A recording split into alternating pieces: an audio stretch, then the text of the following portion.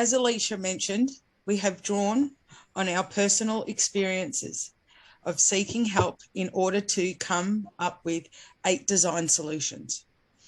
We think these 8 things are critical and are to any help services, early help services. Okay, so our first design solution is early help workforce must be adequately trained, resourced and equipped for providing a safer and more inclusive service for vulnerability parents and families, including Aboriginal families.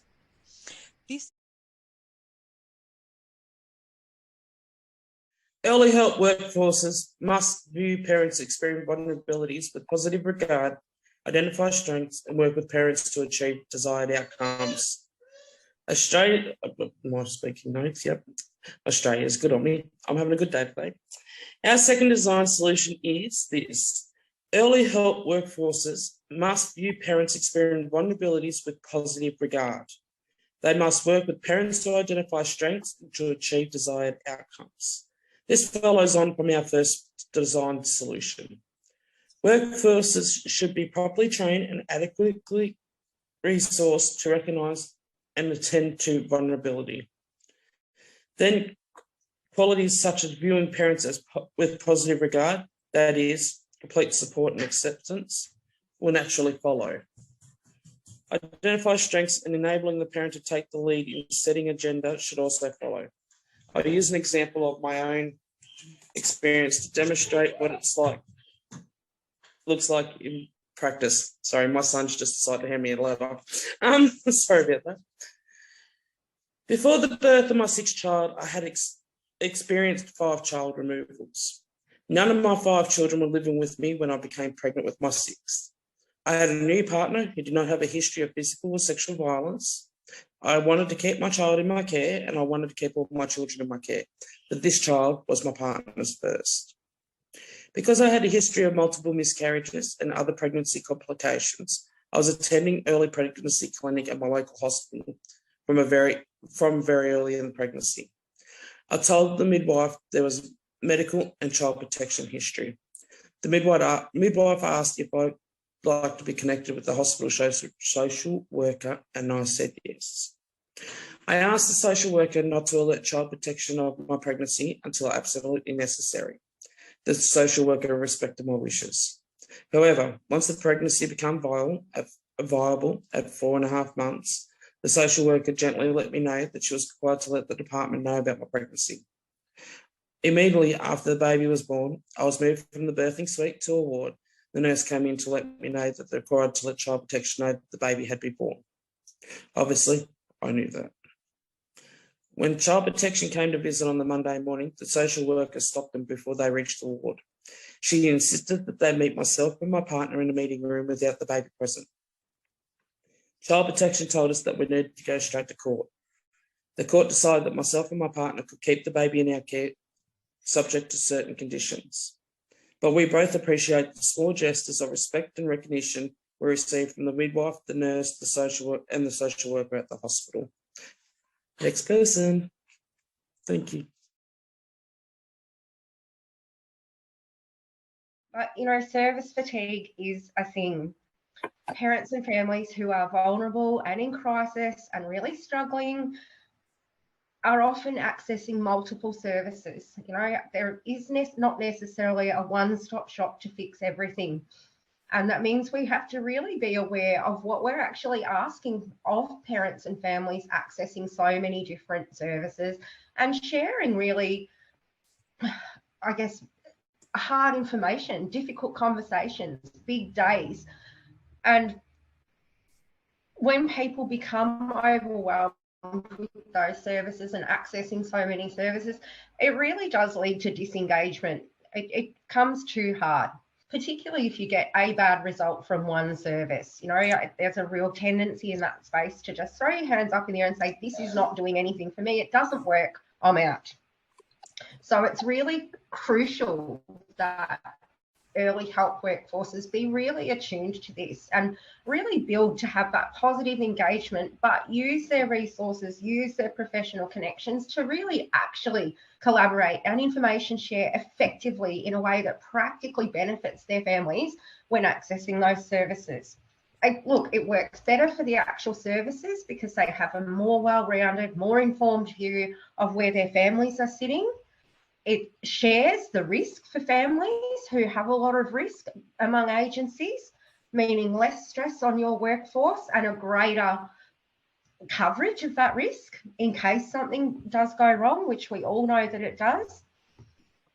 And it can be as simple as just doing those care team meetings where there are already things in place that really support working in this way. We have our care teams include the parents and families in meetings. You know, I go to an awful lot of professionals meetings, and it's annoying to me to have to say that professionals meetings outnumber the meetings including the families in that decision-making space about them. Families in and of themselves are a resource that is underutilised in this space because they are the experts on what is happening for them and they deserve to have a seat at the table. It is absolutely critical that families are supported in this space.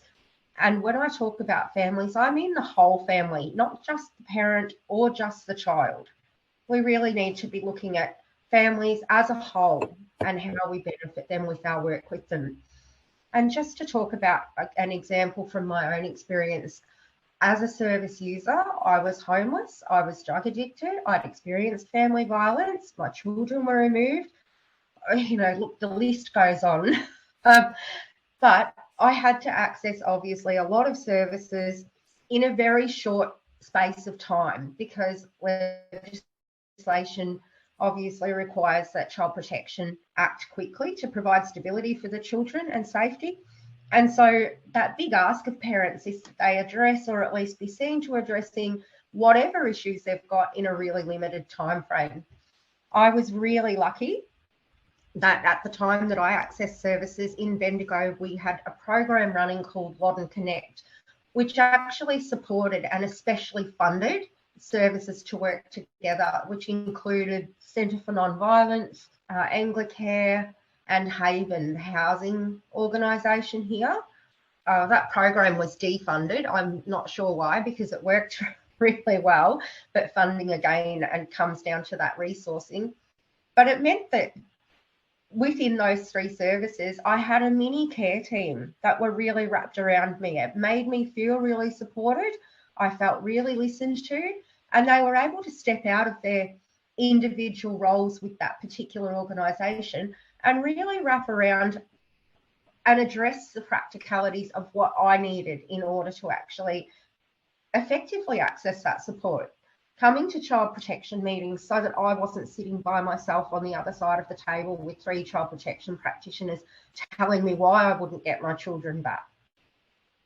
Coming to meetings with my lawyer so that we could untangle the documentation and make sure everyone was on the same page. Even going out for a coffee, you know, just to listen when days were tough. You know, I was really isolated.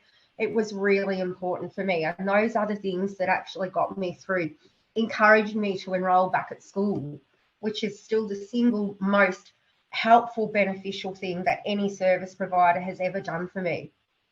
It literally was life-changing. And it's as simple as that. By taking the time to get to know me, working together, these people recognised that I did have value as a person. I was smart. I could go on to do further education, and they encouraged me to do that. It's absolutely critical.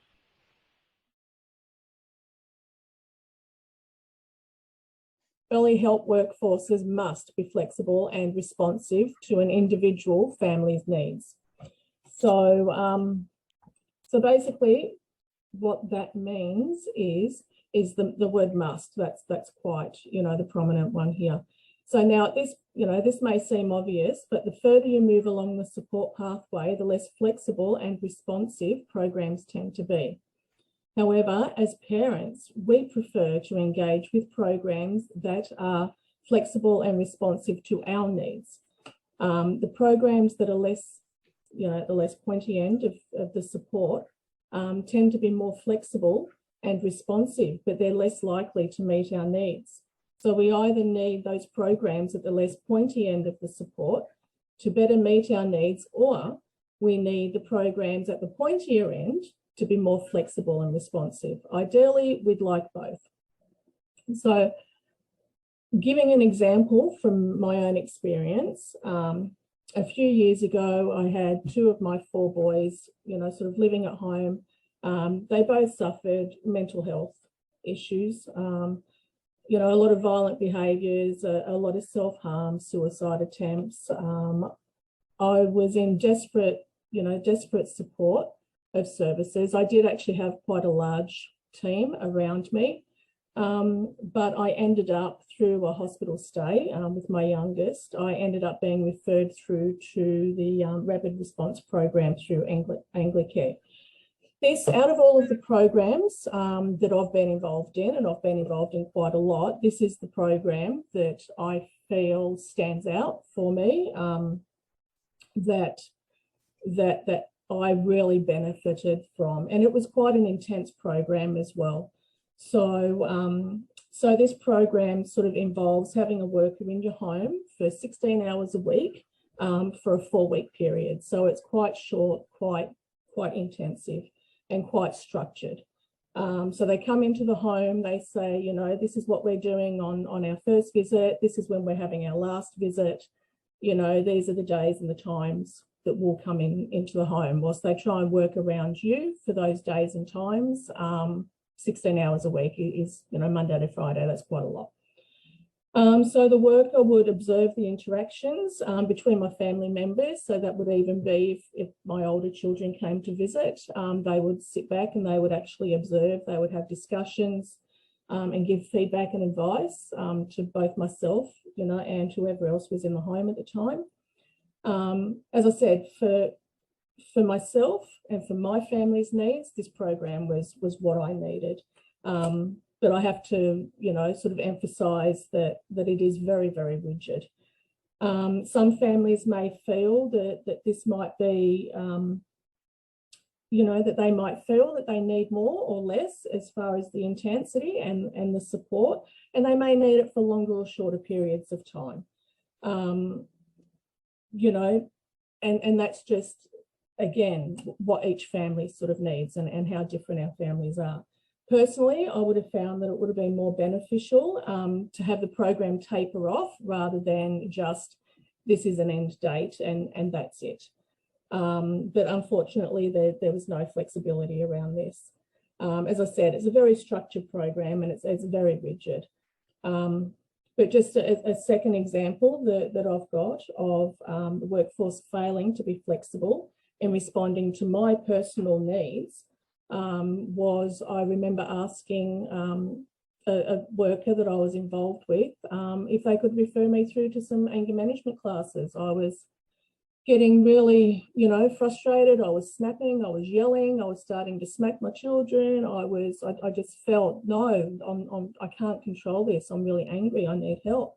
And the worker just sat there and laughed at me and said, oh, you don't need anger management support.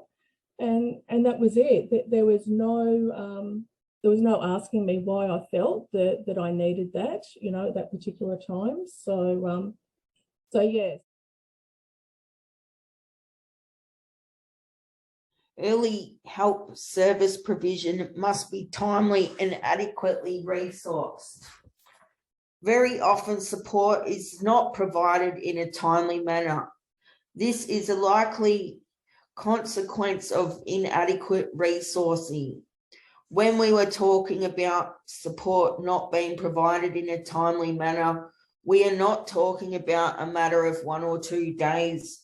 We are talking about months and months of waiting, sometimes even years. This is too long for anybody to wait in need of support. My example is I had 3 children removed from birth because I have an intellectual disability. I did not want my children to be taken from me. I wanted to raise them myself. When my first daughter was born, the department wanted me to attend a mother-baby unit. But because I have an intellectual disability, the mother-baby unit did not think that they would have the resources to assist me.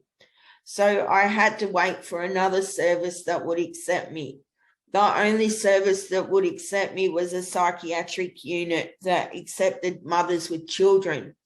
But I had to wait 2 years to get into this service.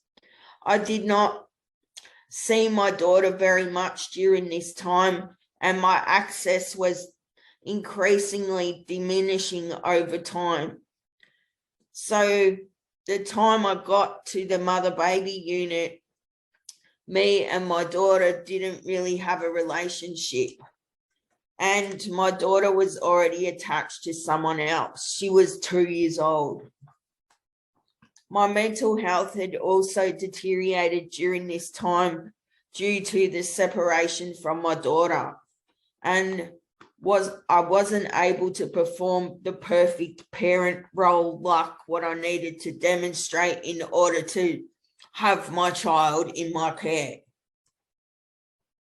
So I didn't get to keep my daughter. The point is, 2 years was too long to wait. But my story does have a happy ending, because when I became pregnant with my 4th child, I knew the reasons why the department had used to take my previous children, and I knew all the resources available to me.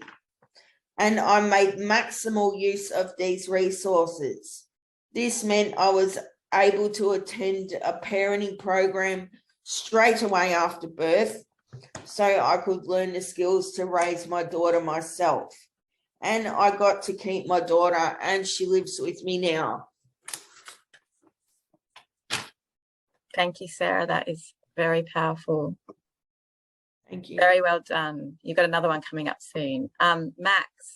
Yep. You're back and you're on. All right. So number 6 is early help programs must continue throughout holiday periods or alternatives provided with existing clients linked into these services. Many community and government services shut down over the holiday periods, particularly in December through to January. There are also instances where regular clients of particular services are not able to access that service when their allocated worker is on leave. But parents and families experiencing vulnerability are not always able to withstand gaps in services being provided. It is a feature of being vulnerable that we tend to rely on the consistency, regularity, and certainty of support. A failure to provide consistent support, particularly during holiday period, can lead to a downward spiral for parents who are struggling to cope. A situation like that can take months or even years to come back from. It is therefore critical that services are continuously provided throughout holiday periods and periods of workers' leave. Alternative support must be offered to clients where their regular services or worker is unavailable. And when we say we want continuous services or alternatives provided, we mean an actual physical phone number. And when we say we want continuous services or alternative provided, we mean actual physical people, not just a telephone number.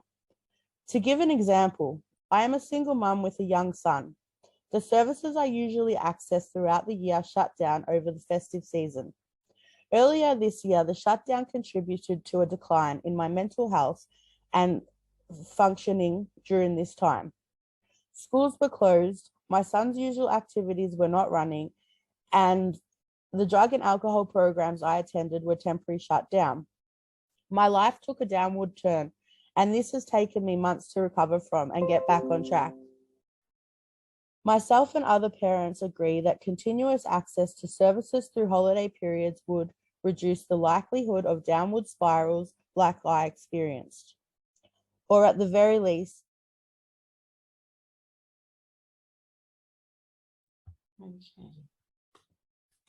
Early help programs must include programs to connect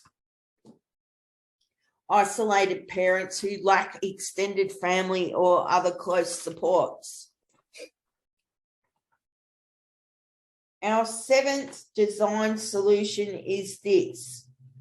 Early help must include programs to connect isolated parents who lack extended family and other close supports. Here is our reasoning. Parents and families experiencing vulnerability often lack a strong network of close supports. This is one of our many vulnerabilities. Other sources of vulnerabilities can include unemployment, poverty, low education levels, housing instability, experience of sexual or physical violence, disabilities, including mental health conditions, drug and alcohol misuse issues, and coming from a non-white Anglo background, including Indigenous people. Many of these factors contribute to the exacerbate social isolation. I know because I have experienced many of these vulnerabilities myself. Where families are experiencing vulnerability, do have extended family or close friends in their inner circle, these people are often also experiencing vulnerability. For many of the parents in our group, in our inner circle, support is very limited and not well resourced, severely fractured, or otherwise non-existent. We have identified this as key differences between ourselves and the imagined ideal average family on which service design and delivery is based. One way to bridge this gap would be to provide government community programs to better connect isolated families with each other. I will use my own experience to demonstrate. I am a single mum of a young child. I do not have family members or other close supports. I grew up in department care myself, and I had to do a 360 to turn my life completely around in order to keep my daughter. I had to move across to the other side of town, quit my job, cutting off all my previous social networks. COVID has also made a major impact on mine and my daughter's life and the ability to form new social networks. My daughter attends childcare regularly and we receive regular visits from the maternal nurse. However, I feel that both myself and my daughter would benefit more from more extensive network of peers and mentors. But I don't really know where to begin to find these, and I don't know who to trust. Thank you.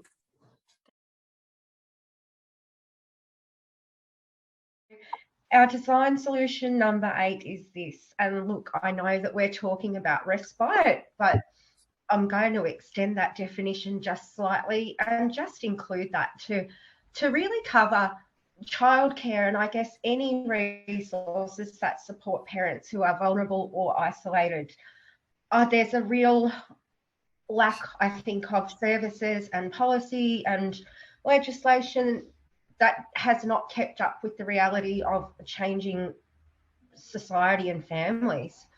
A lot of those systems just don't meet those needs anymore, particularly in terms of single parents who are isolated and vulnerable just by dint of having to do it all by themselves. And the expectation is that they will manage the same as a dual parent family, when we know that that's just not the case. They're under-resourced. Support for single parents is woeful financially. Same with child support and same with access to, look, even simple things, after school activation and training opportunities. There's a real lack of recognition that parents on their own cannot do it all. And if you incorporate into that any of those issues that parents experience, you know, kids with special needs, mental health issues, disability, drug and alcohol problems, isolation from families, lack of social networks, no transport. The list goes on and on and on. You know, we do not have those typical communities and societies now where neighbours can watch the kids for a couple of hours. You know, kids can just walk home from school. There's, you know, sport on the weekends. All of those things take time and money that a lot of parents just don't have now, and they are being left behind. It's not fair and it's not okay. And early help can go a long way to addressing a lot of those things. Respite for parents doesn't necessarily have to mean taking children out of the home and putting them somewhere else to give a parent a break. Respite can actually just include greater involvement in community, access to that after school care, access to a sporting team or social interest for parents and kids. Those are things that are not difficult. Those are things that, look, there's expectation with parents next that parents will be engaging with those supports, but there's no resourcing or provision to actually make them accessible, which just, you know, everything looks fantastic on paper, but there's a big gap between the expectation and reality in that space. So that's sort of, I guess I've summed it up reasonably briefly, but that is an area that I'd like to see a lot more work done in, so that that gap between expectation and reality really closes, and that parents are afforded the opportunity to be involved, included, and valuable members of their communities. Thank you. Thanks, Cherie. She does deserve a round of applause. I agree. You all deserve a round of applause. That's it for the bulk of our presentation. All of the parents have done an excellent job. Thank you. Some were less nervous, more nervous than others, but you've all done an amazing job, and there's lots of love being shown through the chat and also via private messages. So thanks, everyone. We're going to open it up now for the department to